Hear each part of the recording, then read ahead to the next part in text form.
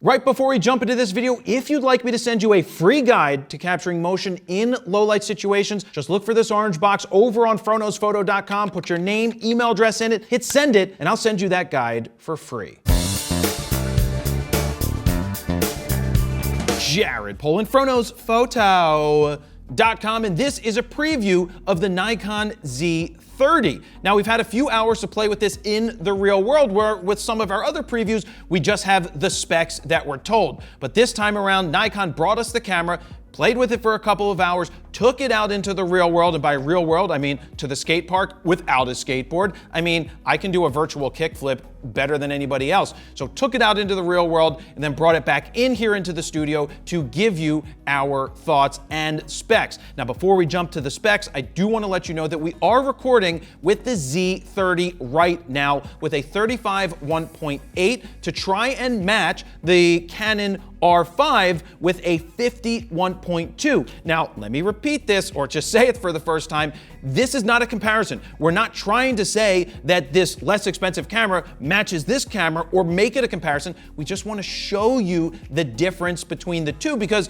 maybe they're really close and you can't really tell the difference. You might be able to see some depth of field differences because it's a 35 1.8 versus a 50 1.2, but we got it set as close as possible. We also did the same exact thing when we reviewed the Sony ZV-E10, or did the preview of that. We put it next to the Canon just so that you could see the differences. Now, this camera is considered to be one of those content creator type cameras. Nikon is trying to get into that content creator market, and that's why they came out with the Z30 to try and infiltrate there. Now, Sony has their ZV-E10, which is pretty comparable to this camera, and then Canon also has an M50 Mark II. Now, out of the three of those, the M50 Mark II is the only one that actually has an EVF, but these are pretty close to each other across the board when it comes to a content creator type of camera. Now, inside of the camera, you have a 20.9 megapixel DX sensor,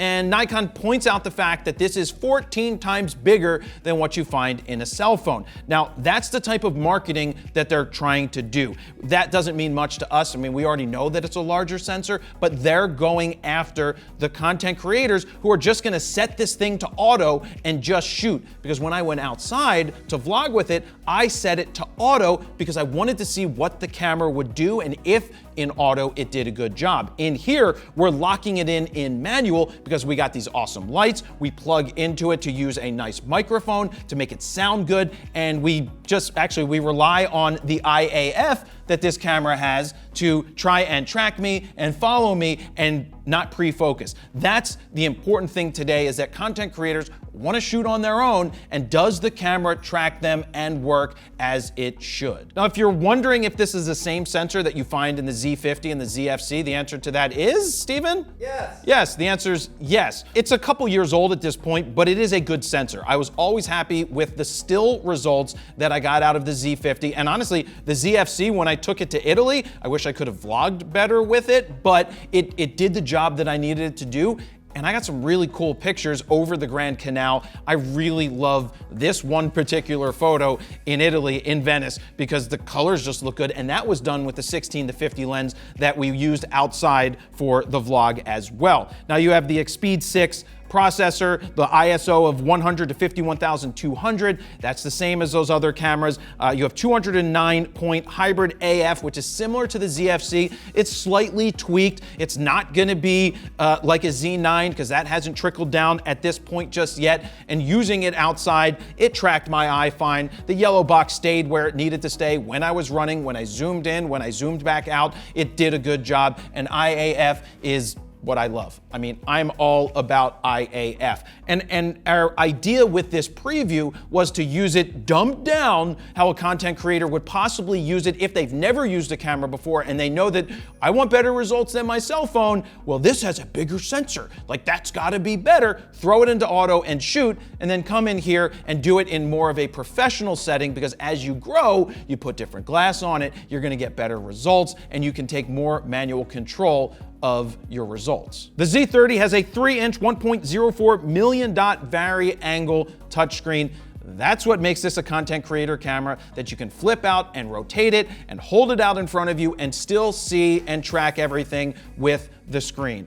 But what it does not have is an EVF. Now for me personally, if I was a stills shooter, this would not be the way that I go. Now I know Nikon would be upset to be like, oh, don't tell people not to use it as a stills camera. But look, if you're looking to grow as a photographer, I'm big into saying you kind of must have an EVF so that you can be more stable, you look through the camera, and you're not holding it out in front of you, which looks extremely amateurish on a job. I'll be honest with you, a lot of being a photographer is how you look. I know, look at this guy. You see this guy coming with an afro, you're like, who's this guy? I'm not hiring him. Well, guess what? You don't need to hire me because I'm a YouTuber. I make my money doing this, and my money don't jiggle, it folds.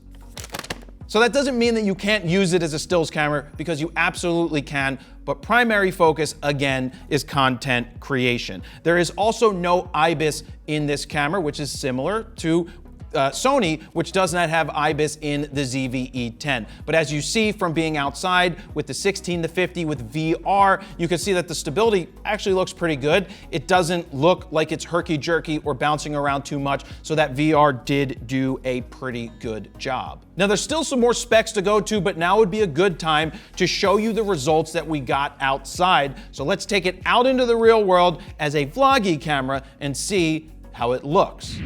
Most people that use this camera are going to use it for vlogging. I'm set to auto. I've got auto levels. I got the microphone. I've got the entire creator kit, because this is what most people are going to do. They're going to throw it in auto. They're going to use it, and that's it. They're most likely going to do TikTok dances. They're going to run around. Ooh, they painted the wall. Guys, check this out.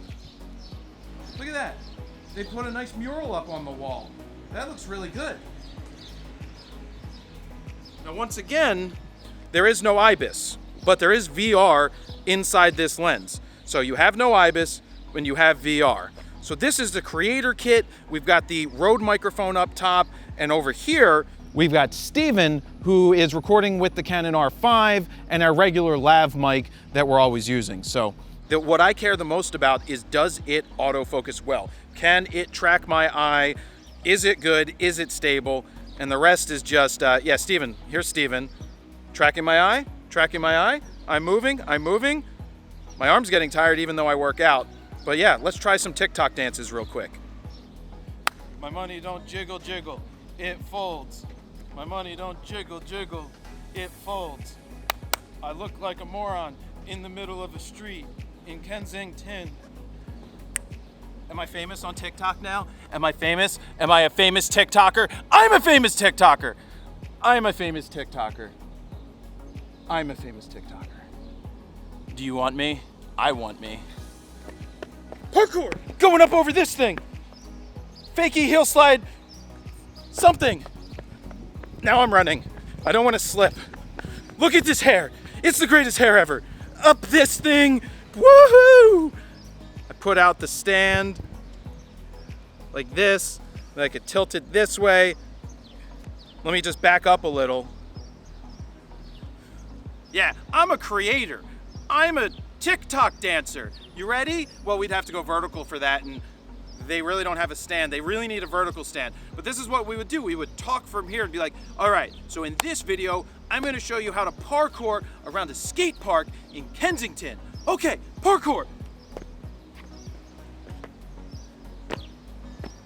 Virtual kickflip. Virtual kickflip the other way. Fakey ollie. That's how you do it. My money don't jiggle, it folds. I'm a TikTok star. Back to me. This is a product. It had hair in it. Extreme close-up. We're not worthy. We're not worthy. We're not worthy. I'm a vlogger. It's all right. I do this for a living. It's okay. I'm a professional vlogger. So I don't look like a moron doing this at a skate park at all. Parkour! So I think the footage looks pretty good. One of my concerns with the 16 to 50 is that 16 wouldn't be wide enough because it's more like an equivalent to a 24mm lens. If you hold it out far enough, it's pretty good. I think it works and it frames you nicely. I would like to go wider. You could add a more expensive 14 to 30 to this, which is a lot more expensive.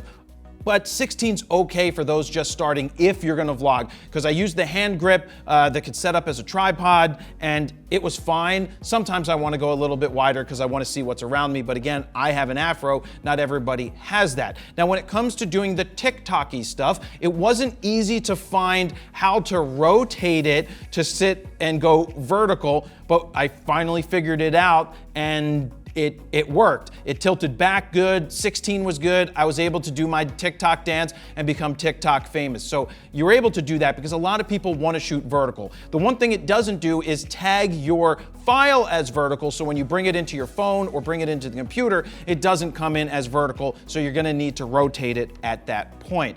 Let me jump in here real quick because I wanna show you this picture that was taken with the Nikon ZFC, which is the same sensor that you find in the Z30, and I'm gonna edit using FroPack 3, starting with King Contrast. That looks fantastic. Then we've got something softer with Mentos, Mount Airy, which is light and airy, Winnebago, but I want to go into FroPack 2 to show you Golden Grams, which looks awesome, and my all-time favorite for landscapes is called Skittles, and that's what Skittles looks like. So if you're looking to speed up your raw workflow on the computer or mobily, we created 15 custom Lightroom presets that you can check out right now at FroKnowsPhoto.com/FroPack3.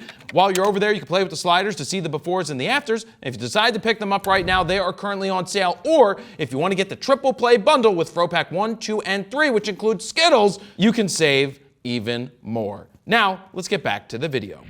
Let's get to the key video features. You've got 4K up to 30 frames per second with full width 1:1 with no crop in 4K. The main point here for the amateurs in the world, they want to hear it's 4K. They don't care about 1:1. They don't know what all that is, but you have full 1:1 readout and you're getting your 4K, so that's important. If you want to do slow-mo, you got 1080 up to 120 frames per second. Another thing this camera has, which is pretty good for content creators, is a tally light. That's right, a tally light that's red, and you can change the intensity and brightness of it. And guess what, Canon? You don't have a tally light on a $3,899 camera. I would like a tally light on you, but you don't have one, and you do, Nikon Z30. As I said earlier, you have your eye and your face detection for video. It worked pretty well, so that's all that really matters. In the real world, it worked, and right here, it's working, which is good. It's working, right, Steven? Yeah. Yeah, good. Steven's back there checking because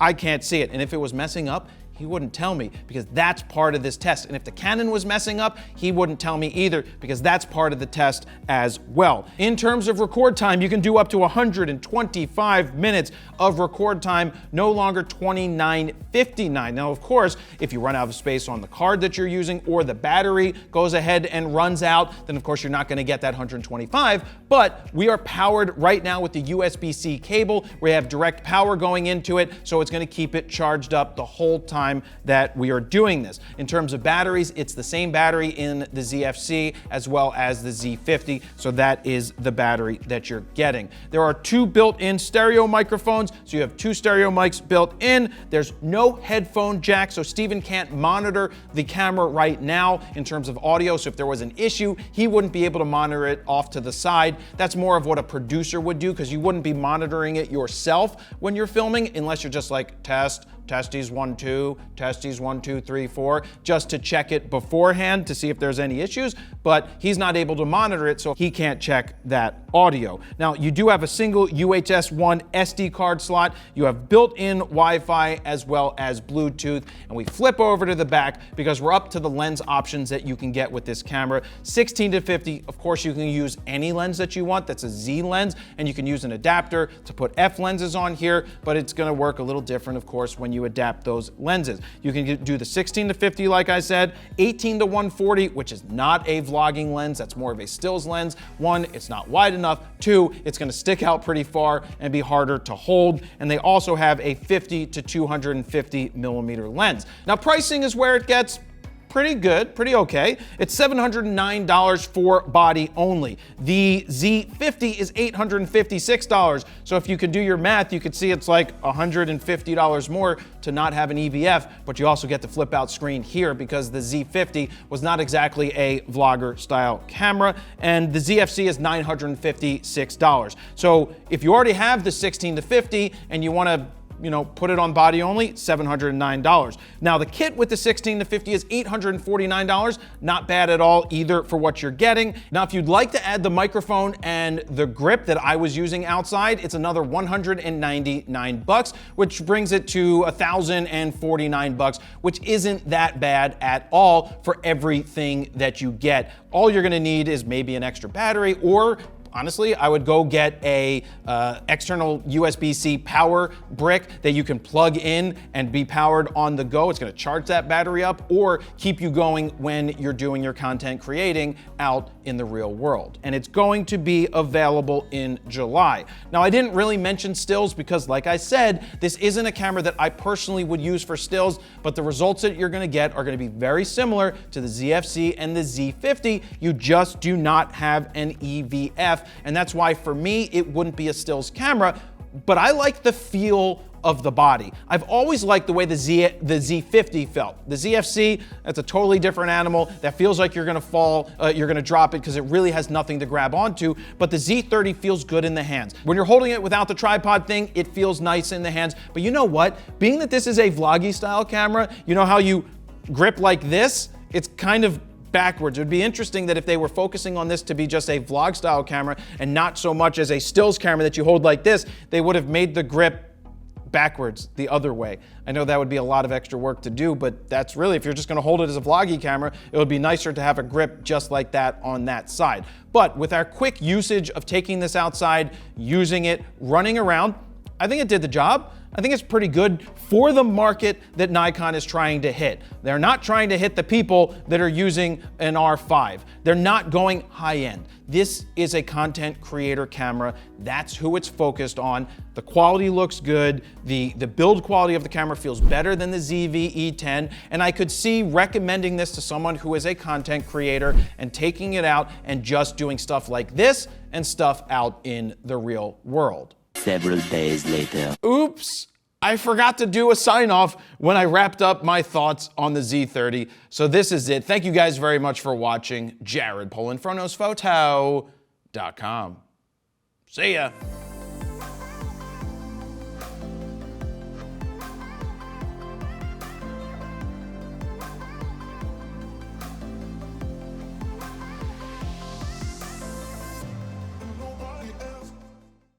Parkour!